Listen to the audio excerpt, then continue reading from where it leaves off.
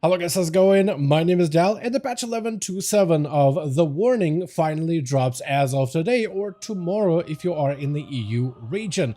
This is the final major patch update for the War Within expansion, which includes a brand new epilogue for Midnight, which helps wrap up this chapter of the World Soul Saga and helps set us up for Midnight. With it being the final patch before and next major expansion, we do have a bunch of catch-up bonuses, both in the leveling department, but also when it comes to gearing your character ahead of Midnight. Midnight housing is also available for any players who have already pre-purchased the next expansion. We have a returning fan-favorite content that is Brawler's Guild also dropping during this update, as well as a revamped tutorial for brand new players introduced to the World of Warcraft for the very first time, and so much more. For this video, we're going to go over exactly everything that is available as of the patch 11.27, going over all of the major features, but also all of the smaller additions as well. As always, if you guys want to keep up with anything World of Warcraft related, whether it is War Within or the next upcoming expansion of Midnight, be sure to follow the channel and subscribe. But otherwise, let's dive right in.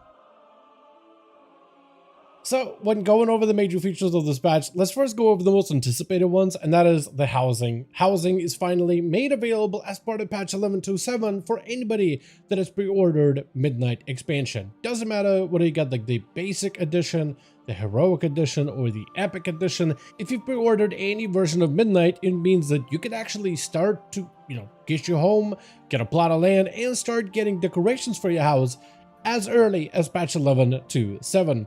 When you first sign up for a house, you could actually go to the housing finder immediately to pick a plot of land that you want instantly and then purchase it as soon as it's available. You can either join a public neighborhood with other players and then claim a house within the public neighborhood, or if you're part of a guild or a in-game community, then you can actually have like a private neighborhood instead. So you could actually just have a neighborhood with players that you interact with regularly, not random players. And this becomes even more important if you're trying to work together as a guild, as a community on various different endeavors, which is kind of like its own version of a Renown-esque system. But for housing, it's like part of the fun social stuff in order for you to get more cosmetics. It's not going to be necessary for competitive content at all, but I'm sure there's going to be some guilds out there that'll be very, very competitive at trying to get as many endeavor decorations as quickly as possible. Also, since you own a house in a patch 11.27, you can start getting your decorative housing items from a variety of content.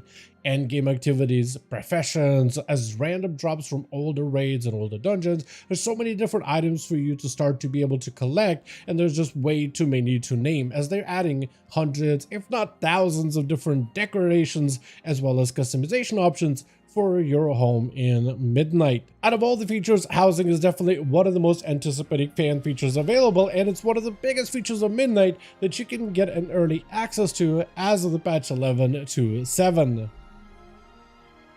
Now, with this update, we also have some major catch-up bonuses, such as the return of a Turbulent Timeways, which is essentially kind of like a Giga Juice version of a time walking experience, where every single week is a brand new time walking week. With the Shadowlands expansions in particular joining the roster of time walking dungeons. It feels like it was only yesterday that we were playing through Shadowlands, climbing our way through Torghast, as players that played during that expansion would name it as Chorghast, for all of that soul ash to craft our legendaries. And it looks like in a blink of an eye, this expansion already joins the time walking roster with its own set of unique rewards. In Oribus, you'll get a brand new vendor called Collector Ta Stealth. This is a vendor we didn't get to explore in PTR whatsoever. They just didn't let us preview it. So this is going to be the first time, like when you get to talk to the vendor, that's the first time anybody's ever interacted with it.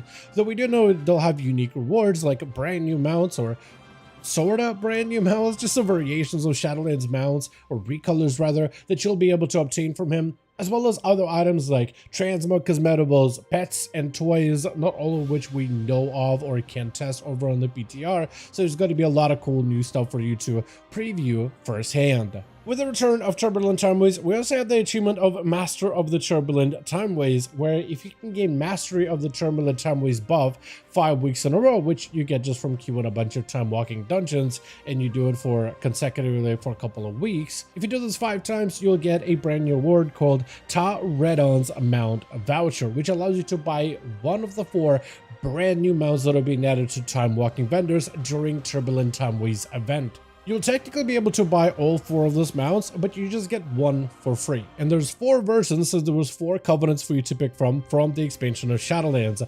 The Bronze Aquilian, and all of them are going to be bronze themed specifically, but this one is the Kyrian mount, the Bronze Fly from the Covenant Normal Draxus, the Bronze Grey Wing, which looks amazing, part of my favorite covenant, the Venthyr, as well as Bronze Wilder Wing from the Covenant of the Arden Wield, or the Night Fae specifically. And you'll be able to get a free one of those at any moment once you complete the achievement, but the rest of them you'll still be able to purchase, though with a quite hefty sum of Time Warp badges, which you'll be able to farm pretty regularly during the Turbulent Timeways event. During Turbulent Timeways, not only will you be able to get a bunch of mount rewards, but you can also get a bunch of gear catch-ups with the Turbulent Timeways quests, which is updated every single week, offering heroic track gear from the Metaforge Omega raid just for completing the Time Walking weekly quest, which means really easy gearing ahead of the Midnight expansion. On top of it, since Time Walking offers you even more bonuses, especially during the weeks of TBC, Wrath, and Cataclysm, there's also a special Time Walking raid, which offers you champion track pieces for the bosses that you slay, but also a quest for defeating the final boss, which gives you another bonus hero track item for you to add to your character's armory heading into the next expansion. Also, as you queue Time Walking content during Turbulent Timeways, you'll get an additional buff for more EXP, which means you'll get both a gearing catch-up bonus, but also an experience leveling bonus during the event as well. Now, another piece of content that's making a return is the Brawlers Guild. It is back. It is an old school feature from previous expansions that was retired some time ago, but they're bringing it back this time around. I began to test the Brawlers Guild a couple of weeks ago over on the PTR, and honestly, it was one of the most fun things that I got to experience. There's a lot of familiar fights if you've done the event previously, but also some brand new encounters for you as well. Essentially, Brawlers Guild is basically a boss rush mode where you get to step into the ring and fight boss encounters. Sometimes a singular boss, sometimes multiple enemies, maybe some bosses with a few adds, and all of these bosses will feature quite a variety of different encounters and different mechanics. A lot of the fights themselves also very bite-sized, with maybe like 1 or 2 minutes that you get to fight these bosses at most, so they're not really super stretched out or overstay the welcome. And there's even a social system where you get to watch other players compete and fight bosses, giving you an opportunity to learn what these encounters are going to be before you face these challenges yourself directly. During Brawlers Guild, you'll be able to defeat bosses, but also work towards a variety of new, but also some returning rewards as well. Unfortunately though, Brawlers Guild will not be launching directly with the launch of the patch 11.27. It'll be launching about like 1 week later. It'll be launching on December 9th, not December 2nd or 3rd, depending on your region. So this won't be made available day 1, but it is something that will be part of the patch 11.27, just not initially. Another feature that's coming out in this patch is the Pandaren Heritage Armor sets, which is awesome to see because Pandaren are a neutral race that both Horde and Alliance can play and benefit from. They definitely have some of the more unique visuals, with Pandaren being one of the most gorgeous expansions, so their armor sets reflect the Pandaren Heritage sets. There's actually 3 variants. There's a blue version for Alliance, the red version for the Horde, as well as a neutral version, which is like a black and gray Chen Stormstout-like version that exemplifies some of the colors and schemes of Pandaria that doesn't necessarily lean into the Horde or Alliance color schemes. So they actually get a couple of variants of the set, depending on your faction. And if you want to, you can just start leveling a Pandaren character today in order to have a character ready in order to claim yet another heritage set to add to your collections ahead of time.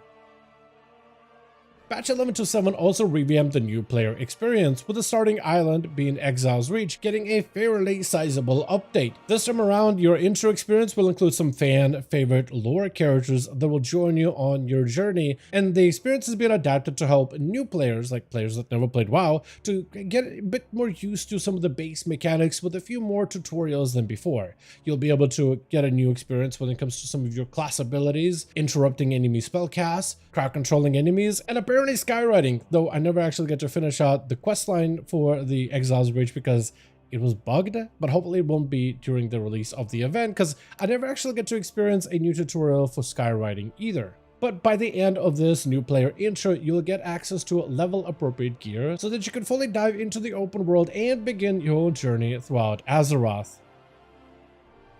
Outside of this, we also got some smaller bonuses, like in Dornagal, there will be a Silverhand Squire, which will give you a questline to start the Midnight Prologue campaign, where you get introduced to Arator, which is a core character of the next expansion of Midnight, and it's essentially a quest that helps wrap up War Within expansion and kind of create a few breadcrumbs that will lead us into the intro that is Midnight.